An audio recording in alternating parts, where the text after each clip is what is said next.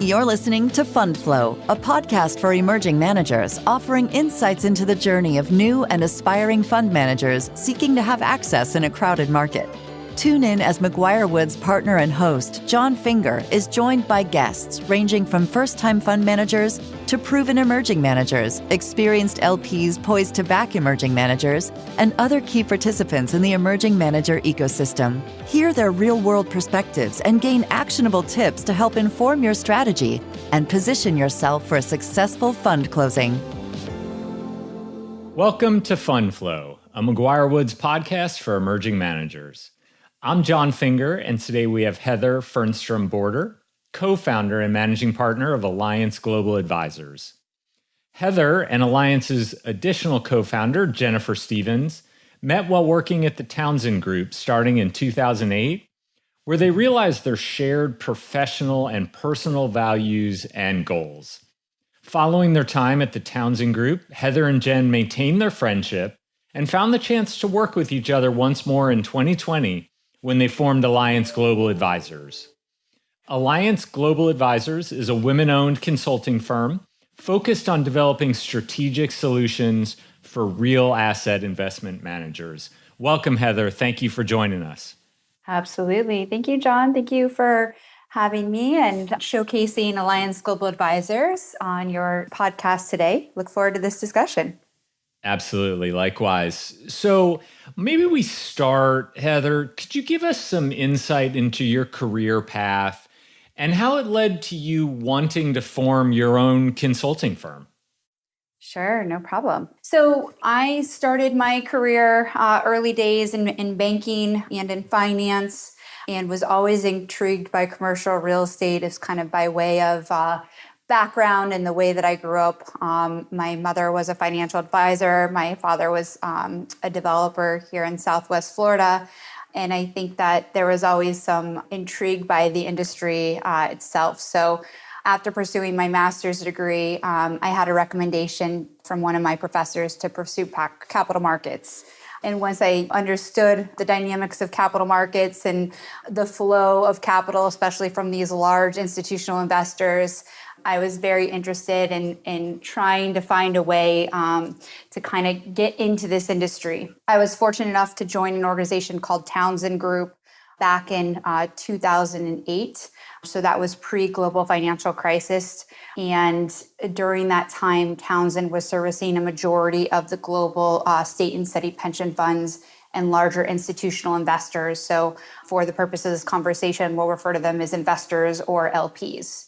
Throughout our time, and I'm using R as in myself and Jennifer Stevens, my business partner, our time at Alliance, we serviced a majority of these LPs and investors by way of working with the investment management community and providing investment-based solutions for each of these investors. Really, I would say what led me to want to improve this industry and eventually starting my own organization was my experience through the GFC, so through the global financial crisis, where I was representing several of these pension funds and reporting back to their board of directors, reporting back to their investment committee and staff, and in several board meetings during the GFC, where we had to make some very, very difficult strategic decisions on the portfolio level. And we were going into these board meetings and we would have to present that these pension funds and had lost, up to 60% of their portfolio, essentially overnight. And it wasn't so much just only the losses, it was, what to do coming out of the GFC. So we had the pleasure of working with several of these investment managers, try to creating some workout scenarios. But unfortunately, we also had the experience of working with several managers who stopped picking up the phone calls, would, essentially just stop reporting to the consultants and the investors. There was very little transparency in some of these private equity closed-end vehicles and open-end vehicles. And as a consultant and as an advisor to the investors, I just knew that going forward within our industry, there's got to be a way to do better. So coming out of the GFC, I went on to raise capital for a variety of firms and went into various investment management organizations and built capital markets team. And then it was kind of these conversations started with Jen probably in 2019, where we just haven't had, continued conversations about how we can bring some additional insight and creativity within our industry. And that's one of the reasons we formed Alliance Global Advisors, and we were lucky enough to launch on April 1st, 2020. Outstanding timing. No doubt about it. Really plays into what the emerging manager community needs, candidly, with everything that's transpired the past few years. So as we've talked about, you and Jen both found shared professional values in your time working together at the Townsend Group. Could you talk more about what those values are, and then importantly, how you implement them at Alliance Global Advisors now? Yeah, no problem, John. So we continue to see this void in the marketplace. And so there were several investment managers that were looking for guidance, that were looking for opinions, third-party recommendations on how to form their organizations, how to launch new products, at times how to relaunch new products. And what we found is there really wasn't an area within the industry that they could go to. So if they went to the investors and asked for feedback, or went to the consultants and asked for feedback, those would be the same individuals or same team that would ultimately be performing due diligence on them as they were trying to ask for additional capital allocations, in the future, maybe after their products were formed. And so what Jen and I felt is that, there needed to be a safe place for these managers to go to and ask for this guidance, ask for feedback, ask for very, kind of insertion within the senior teams, where they could go and the advisor could come in and act as an extension of team and help and guide these managers to a path where they were ultimately able to successfully raise capital from the institutional audience. So that's really why Alliance was formed in 2020. Just to give you a little bit of perspective of our organization. So I mentioned we launched in 2020. We're going on our fourth year. We have been able to serve the investment management community by way of a variety of focuses. So I would say one is organization assessment and strategic planning. That's really, how to get from A to Z, whether it's a fund launch, whether it's a growing of AUM goals, rather it's maybe a new product or kind of new strategic thought process of how to form a vehicle so that you could ultimately raise institutional capital. At times, it's like turning the ship and maybe going from the family office investor to the larger institutional investor, and what that entails and how our clients kind of need to see this like roadmap forward. I had mentioned the new product development is one big piece in which we're helping our clients. That can also go to product kind of reformation, if you will. So where they've maybe put a product in the market and it didn't do as well as they thought it would, or the market changed. And so they kind of need to go back and look at where the market is today, look at where the investor appetite is today and where it's heading, and then maybe redesign the product out of its current form into something new and improved. Another way we worked with our clients is on marketing and brand elevation. So essentially getting them stage ready for any of these institutional conferences, any podcasts, thought leadership pieces, try to grow their social media presence, try to showcase who they are and what they can achieve within the institutional marketplace. I would say by way of that brand elevation also comes a lot of professional development. So we have several clients that are looking to grow their capital markets team, looking to grow their portfolio management team and asset management team. And so we do a lot of kind of training and what we reference as master classes. And so we go into the organization, we report back on reporting best practices, the way in which the institutional investor has evolved for the past 20 years and where we think it's heading. Another way in which we service our clients is ESG and DE&I advising. So I would say, a majority of this audience may know that ESG and DE&I is on the forefront, the investors' minds these days. They're looking to understand the organizations and how they're going to achieve near-term and long-term ESG and DE&I goals, which will ultimately roll up to the investors' own ESG and DE&I goals. So as I mentioned, we service our clients on a variety of ways. It's not a one-size-fits-all approach. We really do act as an extension of team, an extension of staff. We have 13 team members in our organization to date. So a lot of times we service our clients kind of on that strategic planning and guidance. But then we're also there to put pen and paper and help craft policies and procedures, help craft roadmaps going forward, go in and rebrand organizations, update or create all external investor-facing documents. And then we've also spent a lot of time within all the documents as our clients are building out their data room and improving their data room. And we kind of help them walk through next steps of what we think the investors will be asking for next within their own due diligence process. That's super helpful and a great overview. I think 2 follow-up items, Heather. One, I'd really like to talk some about how you help your GP relationships effectively bridge the gap, if you will, between GPs and LPs.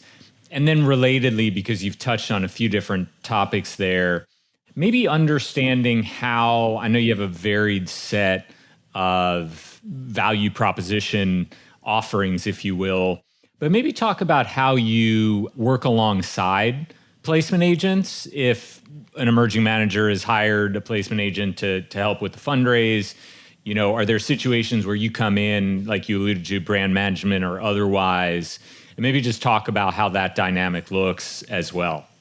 Sure, no problem. So I can kind of guide our client, or I can guide the conversation a little bit more towards the emerging manager community. I would also like to clarify that we work with a variety of managers, small, mid-size, very large global allocators as well. To date, we've serviced clients with an AUM of about 550 billion. So what that really proves is that void in the marketplace that we saw was actually prevalent, and we were able to capture an audience there within that void. The smaller managers and the emerging managers are really looking for access, right? They don't know what they don't know. And so we really try to lead by way of education. So we share market insight. We share investor mentality, intelligence.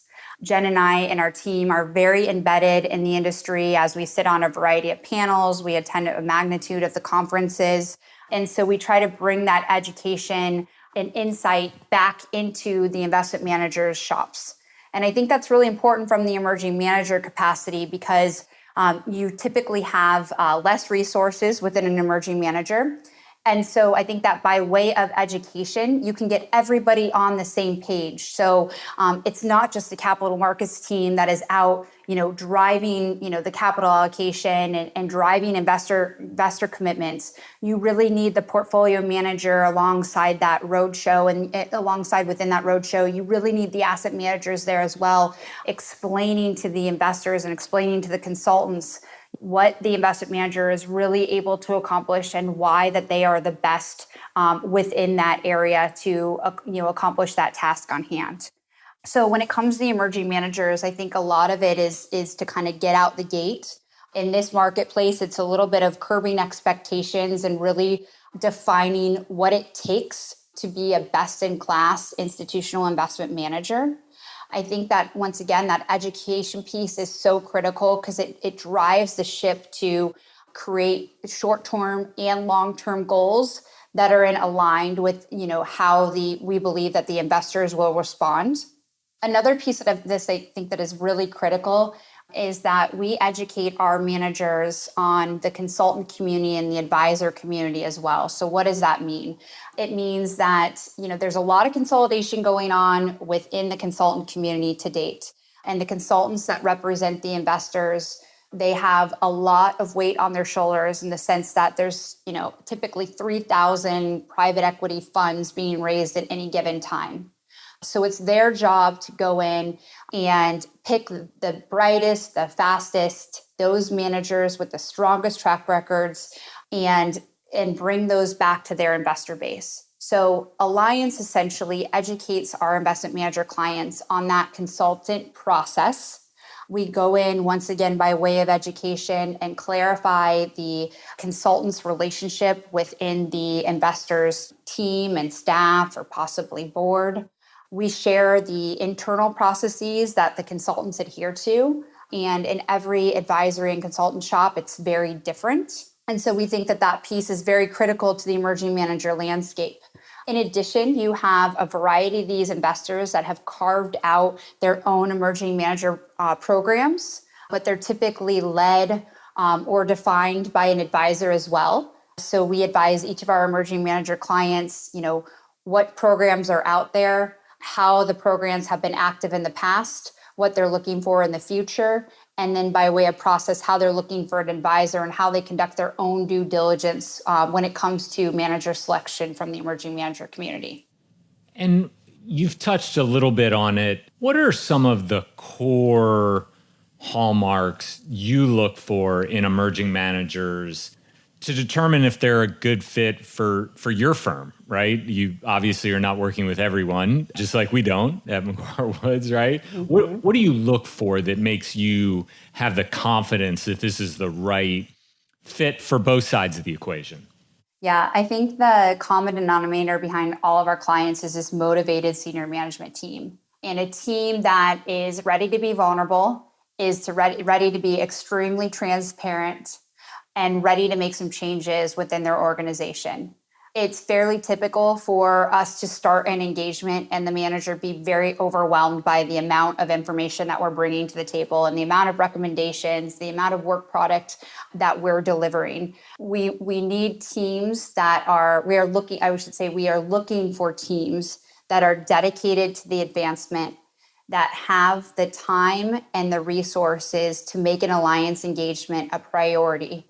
And I think that at this day and age, we're looking for some type of portable track record or some type of clarifying and defining investment strategy on why that manager can excel in today's marketplace. And Jon, you mentioned a question regarding the placement agents, previously.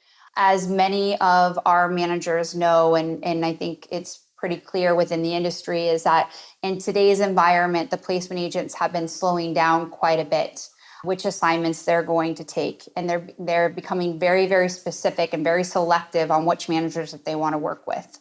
Where they're focusing their time is more so on the managers that have very deep operating expertise, very strong track records, and they're looking at like the niche of the niche when it comes to property types. That being said, it creates an opportunity for Alliance to service these managers that the placement agents have decided not to work with, in 2023 or 2024. And it provides a place where these managers can go to basically gear up and get ready so that when the capital starts moving, they're going to have a leg above their competitors. So I appreciate you circling back on that question. How, as you think about what you and Jen offer, let's talk about how you really differentiate yourself from other less specialized consulting firms that work with the emerging manager community and that suite. What do you think it really is that you bring to the table that's different from any other firm? So I would say that it's, by way of experience, it's by, reputation within our industry. Jen and I have been dedicated to this industry for about 18 years, and we've been able to service the investors, the investment managers. We've been advisors ourselves and kind of worked within the consulting world that represents the LP world. So we've been able to have this broad brush lens of the industry for over 18 years now, which I think has been very helpful to the organizations that we're working alongside. We've also, institutionalized this concept of an advisor to the investment managers, where I would say our competition within this industry is, very experienced professionals that have selected one or two shops that work like in an advisory format. But we've really institutionalized the platform, grown our team to 13 individuals. We also work alongside a dedicated ESG and DE&I woman-owned advisory firm where we bring in their knowledge and their vast expertise into all of our engagements. So I really think it's like the depth of the knowledge, the exposure to the industry in a variety of ways. We are, in the conference circuit at all times. As I mentioned, we're highly communicating with the LPs and the advisors and the consultants on a real-time basis. And I think just bringing that real-time knowledge back to our clients is what makes the meaningful difference. Yeah, and one of the things that, Heather, we really appreciated in building our relationship and learning more candidly about you and Jen and what you're growing. Would you speak a little bit about Alliance Gives Back and how you and Jen advocate for mentorship within the investing community? Yes, this is always my favorite. It's all my favorite topic to talk about. So when Jen and I formed, and I'll just be a little vulnerable myself here, but when Jen and I formed in 2020, we sat down and we started kind of carving out our goals. And we decided collectively that our number one goal should be our charitable initiatives, not our net profits. And I think by way of starting with charitable initiatives, we had set a target to commit to a variety of charities in 2020. As the world was a bit in question mark at that point in time, and we felt that that's really where our priorities needed to be set. I think that by leading in that way, it's really amazing. You kind of the types of mentorship opportunities that you attract, kind of by leading from that angle versus leading from a net profit or revenue goal angle. And so we've been, able to service now a variety of organizations. We sit on affinity groups within PREA and IREI. Jen sits on the PREA board. I'm on the governance committee of the PREA board. We have advisory relationships with IREI and a variety of other service providers within our organization. In addition, we are really dedicated to providing education and support to the next generation of talent. And so we really spend a lot of time collaborating with many leading universities, and we do the training programs through our series of master classes. So we've spoken with DU, Duke, SMU, OSU, University of Florida. And so there's just been a variety of opportunities where we can come in and our team is giving back from a mentorship capability. In addition, I personally sit on a board that's called WellFit Girls. And WellFit Girls is here in Southwest Florida. And they are dedicated to enhancing mind, body, and soul within middle school and high schoolers. And so that's, where we spend, some of the other Alliance charitable initiatives within WellFit Girls and within the PREA Foundation as well. So I think our charitable contributions to date are PREA Foundation, WellFit Girls, Pelotonia, and Project Outreach is really where we spent most of our time. Fantastic. Certainly a differentiator with you and what you're doing. So thank you for doing that. Of course. So talking about looking forward, you have extensive experience and partnership with the LP community. Can you share some insights into today's LP world and what expectations and what trends you're seeing from your LP relationships looking to engage with the GP community?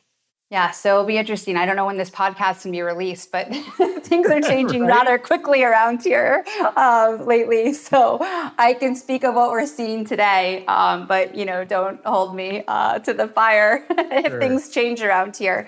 So I would say the trends that we're really seeing from the LP community is that The investors today have a very mature portfolio. So the investors have experienced, the denominator effect, whereas real estate as an asset class, it has had has a run up in values over the past few years.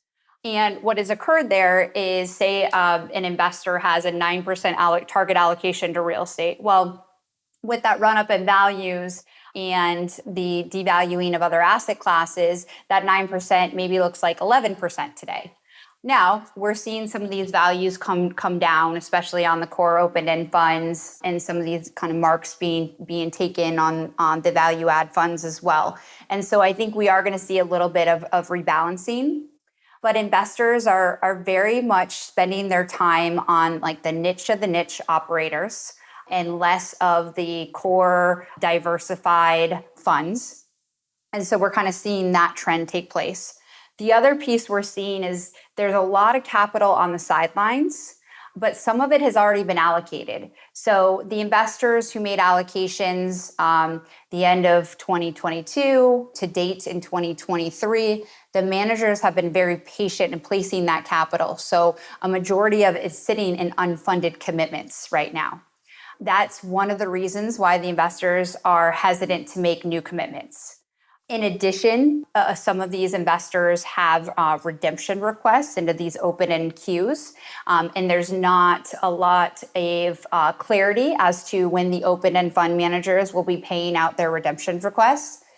And then there's another piece of it where, the investors don't believe that all the marks have been taken or that the portfolios have been written down quite yet. So I think the investors are waiting to feel more comfortable from a valuation standpoint before they make their next investment and before they commit their next piece of capital. I would say the other trend that's happening right now from an LP's perspective is there's not as many re-ups getting done. So in previous years, it would almost just be assumed that the investment manager could get a re-up from the investor. But now the investors are taking a very, very close look as they're rebalancing their portfolio and redefining their portfolio for the long term of whether that re-up really matches up to any, product or strategy that a new manager may be bringing to the table as well. So I don't think re-ups are assumed as they were previously. So hopefully that kind of provides you a little bit of insight of how the investors are thinking. When they're looking to put their next dollar to work, I would say, they're also looking for some opportunities in the marketplace. I've had a couple investors saying, I'm not going to make a move until there's blood on the streets because I've pulled out, some capital from the public markets. I was, an early on redemption request investor, and so I was able to grab my capital out of that open-end fund vehicle. And now I'm just waiting on the sidelines to see if some very serious opportunities arrive within this dislocation that's occurring within our market today. That's great. Very, very helpful. Good insights on the LP side. I think maybe turning a little bit to the GP side of the equation, working with the emerging manager community, what challenges do you see emerging managers struggle with the most when it comes to their strategy? Yeah. So I'll just think of strategy of capital formation and launch. Is that really what we're thinking of, John? Definitely. Okay. Yeah, I would say that, we're at this point in time where we have 4 to 5 of the larger global investment managers that are taking up 80% of the capital. So that doesn't leave a lot of room for success, especially when it comes to the emerging manager community. I would say what's most important is to have, some form of portable track record. The investors can look to see a history of success. And I would say, once again, a very motivated, dedicated senior management team, a team that is going to be extremely transparent. The other piece that I would say that the emerging managers run up against is just it's very, very expensive to launch an advisory. It's very expensive to launch a private equity vehicle. And it sometimes kind of takes, I would say, fund 3 to fund 4 before you're essentially, break even on your platform. So I think that, having a manager that's extremely patient, that's really trying to stay ahead of the investor's expectations, that's trying to become very knowledgeable of their competitor set and where they believe that the investor mindset is headed. I think that that's always really important. I think the other piece is the investors are really looking for managers that are sharpshooters. They're focused on operational expertise. What they're not looking for is a manager that is out there just to like AUM gather, so asset gathering to drive up their AUM. They're not looking for managers that have a strategy drift. So when managers come out and say that they're going to execute on one strategy, but 8 months later or 12 months later, they're executing on a very different strategy. And then I would say that the other piece that the emerging managers have challenges in is meeting all the reporting expectations of the investors and the consultants. So it can be very difficult to keep up with all the due diligence requests. It can be very difficult to keep up with all of the reporting requests from the investors and the consultants, even at the onset of a due diligence meeting. So before you go meet with a consultant or before you go meet with an investor, it's a typical part of the process that you update your track record, that you submit, a 40-page due diligence questionnaire, that you have all your marketing materials primed and ripe and your investment strategy, clarified and then defined of how that you're able to prove yourself within this environment. And I think just that whole process in general takes a lot of time and resources. And I think that's where we see emerging managers especially fall flat. It's pretty typical to only get one shot within the investor community or the consultant community. And so if you go to that meeting and you show up with a B+ effort, it's unfortunately just not going to get you the next step of that due diligence process. You're not going to get in the door. It's going to be a no thank you right off the bat. And fortunately or unfortunately, the investors talk to one another. The consultants talk to one another. So if you are not, showing your A game within that first meeting, or your track record isn't primed and ready, or your marketing materials are falling short, the investors are kind of going to share that information with one another as well. And it may be a while before you get another opportunity. That's great.